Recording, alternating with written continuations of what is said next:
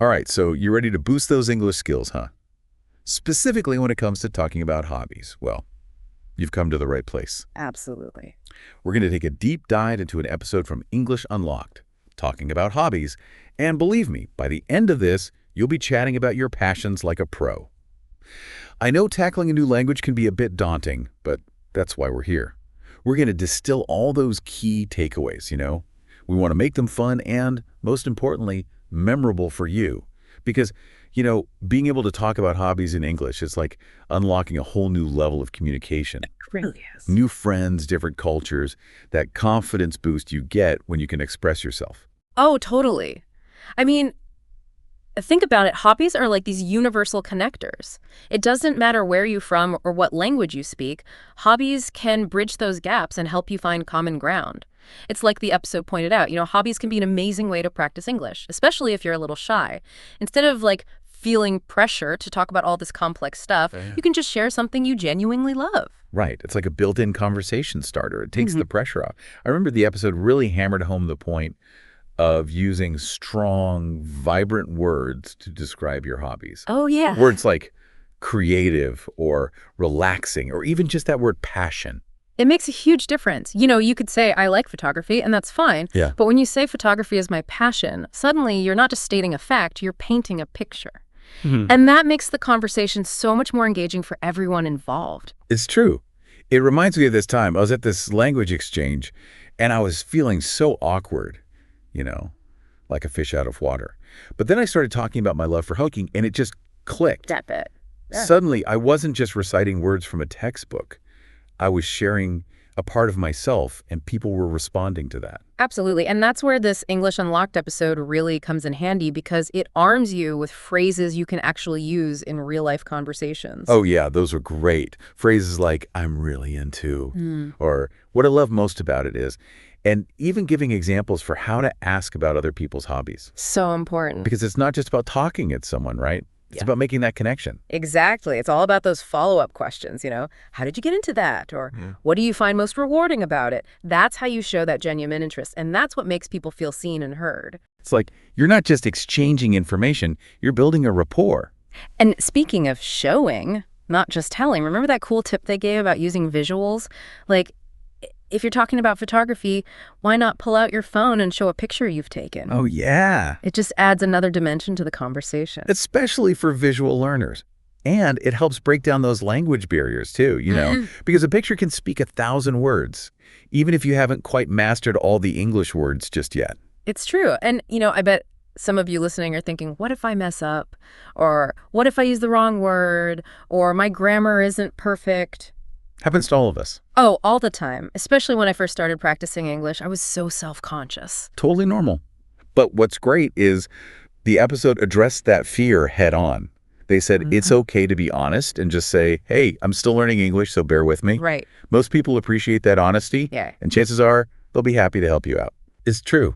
And that's such a release to hear because it's like they're giving you permission to be yourself, flaws and all, which is so important in language learning. Absolutely. It's not about being perfect. It's about enjoying the journey.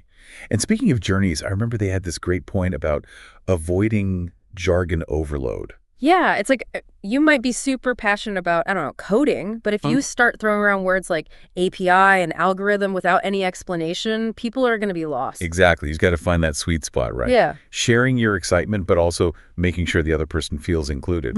But sometimes I worry about just info dumping on someone about my hobby. Ah, I see. And forgetting to even ask them about what they're into. It's easy to get carried away. And the episode actually talks about that too. They call it a tripping point. Okay, yeah. When you get so caught up in your own thing, you forget it's a two-way street. It's so important to really listen, Right. Because it shows respect, makes the other person feel valued. It's a good reminder that even with hobbies, it's not just about talking. It's about connecting. And that's where all those tips about asking follow-up questions come in handy, right? Really digging deeper. Absolutely. And remember, you don't have to be a fluent English speaker to be a good listener. Even simple phrases like, that sounds amazing, tell me more, can go a long way. So true. It's about being present, being engaged, no matter your language level. So speaking of different levels, I remember the episode gave us some helpful examples for a bunch of different hobbies, right? Oh yeah, they covered a wide range. from playing guitar to gardening, traveling, cooking, even collecting stamps, learning a new language. It was really useful to see how those phrases could be used in different contexts, because it's one thing to learn, vocabulary and grammar rules, but seeing how they actually work in conversations, that's a game changer. I think what I found interesting was they didn't just give you one right answer. Yeah. It was more about encouraging you to experiment, find your own voice. It's like they were saying, here are the tools, now go build something awesome, Exactly. which is so empowering, especially when you're still building your confidence in English. And that brings us to one of the big takeaways, I think, from the episode. Personalization. It's not enough to just memorize phrases. You got to make them your own. Connect them to your experiences, your passions. It's like that saying, people might forget what you said, but they'll never forget how you made them feel. Oh, I love that. So if you're genuinely excited about your hobby, that's going to come through, even if your grammar isn't perfect. So well said. It's about letting your personality shine through those little quirks and details that make your story unique. Because at the end of the day, that's what makes a conversation memorable. That's what helps you forge a genuine connection. So it's not just about learning how to talk about hobbies. It's about using hobbies as a way to connect with others on a deeper level. Finding those shared threads of passion, weaving them into a conversation. Beautiful analogies. Like, think about it. What are you most passionate about? What makes your eyes light up when you talk about it? Because that's the energy you want to bring to your English conversations. Imagine you're meeting someone new, and they ask you, what do you like to do in your free time? How would you answer? What story would you tell? And how would you use all those vivid words, those engaging phrases, those personal anecdotes to really make them feel like they're right there with you, experiencing your passion? That's such a cool image. It's like Man. you're inviting them into your world. Exactly. And that's the magic of language. It can build bridges, break down barriers, create connections that might not have existed otherwise. It lets us share our passions, our stories, and our unique perspectives with the world. So to everyone listening out there, I want to encourage you, don't let fear hold you back. Share your passions. Express yourself authentically. Let your personality come through. Remember, everyone makes mistakes. It's part of the process. Embrace those stumbles. They're proof that you're growing. Yeah. Jump in, have fun, and watch your confidence grow with each conversation. Yeah. You might even surprise yourself with how much you can express, even if you're still learning. You never know. Those conversations could lead to some incredible new friendships and experiences. Now, as we wrap up this deep dive, we want to leave you with a final thought-provoking question to ponder. So, what hobby really reflects your personality? And how would you describe it in English to someone new?